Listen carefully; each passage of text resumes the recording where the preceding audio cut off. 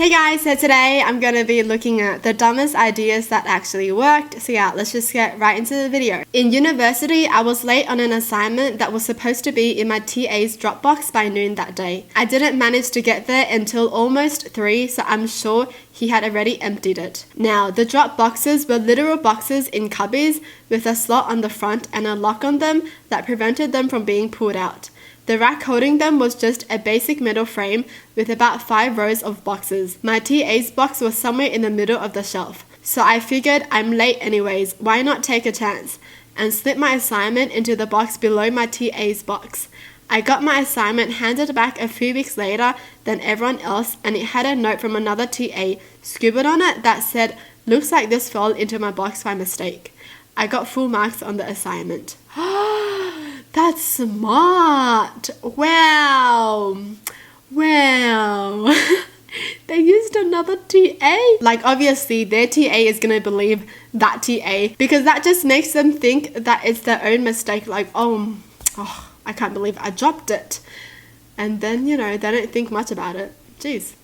That's smart. I once faked being sick when I was in middle school and told my mum I had a sore throat and felt a cold coming on. She took me to the doctor and it turned out that I did in fact have strep throat. Oh, so they were sick. Hey, at least they know and they can get treated for it. What is this? In college, I was taking a class that required me to purchase an online textbook and workbook that was registered under your name, basically ensuring that each student would have to buy a new online copy each semester instead of buying used textbooks. I had a friend who took this class a semester before me, so we came up with the idea to message customer service and explain that I had recently gotten married, so my last name had changed, and I legally changed my first name from my friend's first name to my first name, and I would need them to change it in the system. It totally worked, and the rep even congratulated me on my marriage. They fell for that? Oh, I guess. Oh my gosh, I guess, because you can't be like, what do you mean you changed your name, huh? Prove it, huh? Yeah, I guess they didn't want to go through all that trouble, even if they were suspicious about it. I changed my entire name. Back in high school, I stopped by one of my teacher's rooms after class to ask him some questions about our homework. When I walked in, I noticed he was grading some of our tests. Of note, all of his tests were made up of multiple choice, true, false, or matching, and all of the answers were bubbled in. What I noticed was that instead of using an answer key to grade, he was just placing a stencil over the paper with the correct bubble punched out. The stencil wasn't transparent, so all it showed was whether we bubbled in the right answer or not. Flash forward to our next test, and I'm stuck on a true or false question. Knowing how he graded, I figured I'd bubble in both true and false, and if he caught it, it would be easy enough to claim it was an accident. Well, he didn't catch it, and I used that trick the rest of the year for a little extra boost on all of his tests. Oh my gosh, that's kind of smart, And it's subtle as well because it's not like they're coloring in every single question. It's only for the questions that they're having trouble with. That is so smart. Really, the teacher just uses a stencil and puts it over the answers and it's just like, okay, this is colored in, tick, tick, tick, tick, tick, cross, cross, cross, I've never seen a teacher do that before. But that is kind of a good life hack for teachers, because it's faster. Instead of looking whether they've colored in A, B, C, or D, you can just see whether the bubble is colored in or not in your stencil. That's kind of smart too. But there's a loophole. I used to know a guy who every week would order his Saturday night curry for delivery while sitting in the pub and then walk over to the road to the curry house and get it and himself delivered home. This went on for about 10 to 12 weeks. Huh? One week we were sitting having a pint and the owner of the curry house walked in, took his order and had him picked up from the pub. He said it was easier for everyone concerned. Wait, what do you mean? He would get himself delivered home, so he called for delivery to his house and then he went in and he was like, yeah, since you're going to deliver to my house, you might as well deliver me home, kind of thing. That's what happened. Where is this? Where is this? I've never heard of this before. What the heck? He got himself delivered home by ordering delivery? They actually let him though. They were like, yeah, sure. I'll be confused as heck, you know? I'd be like, but you already got your food. Oh, you want, oh, okay. Well, since you already paid for delivery, right? Oh, I see. Alright. Okay, I'll deliver you home. That's kinda cute. At college, was at a friend's house on the other side of town. Was very late and the buses had stopped, so my only way home was to call a cab. I was also really hungry. So, because I only had about $10, my choice was either get some takeout and walk an hour to get home at night, or call a cab and go hungry. I went into the Chinese takeout place and asked for a delivery to my home address and asked for a ride home. They protested at first, but I explained that me hitching a ride was no extra cost for them.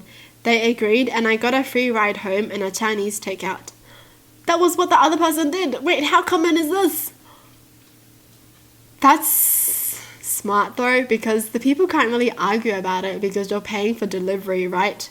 And if they're already going to deliver it to your house, it doesn't cost them anything else to have an extra person there, you know? I mean, it does sound weird, but if you think about it, it kind of makes sense, you know?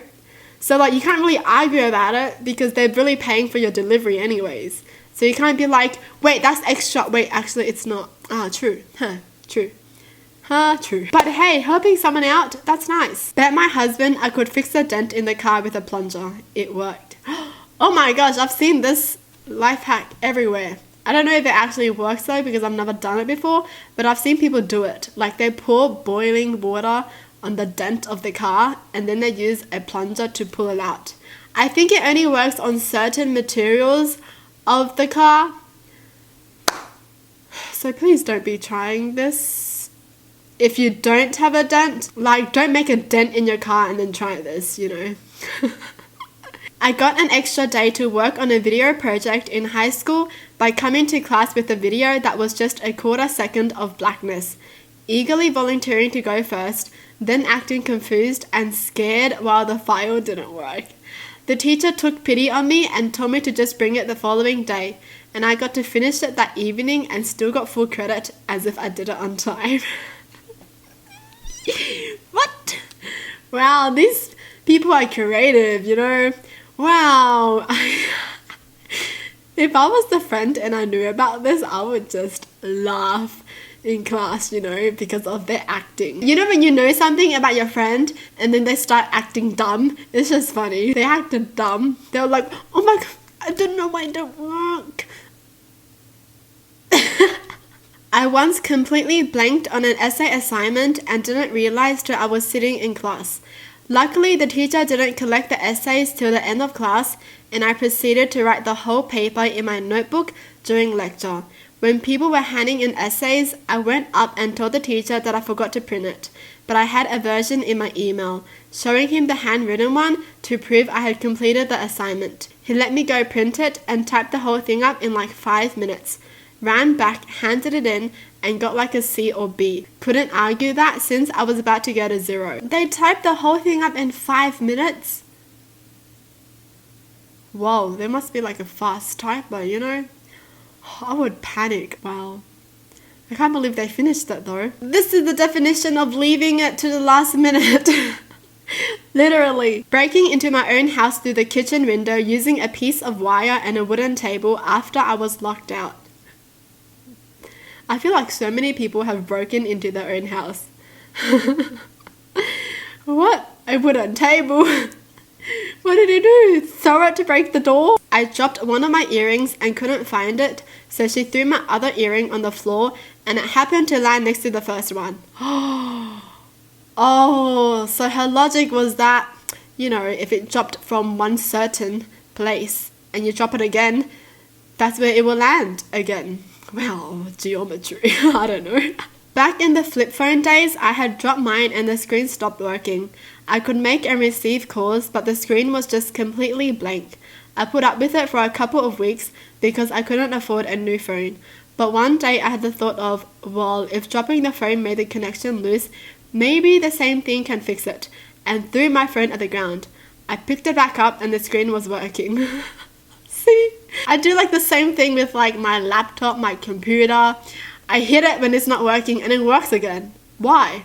I don't know what it is. Maybe it's because they hurt and they're like, don't do it again. I'll work for you.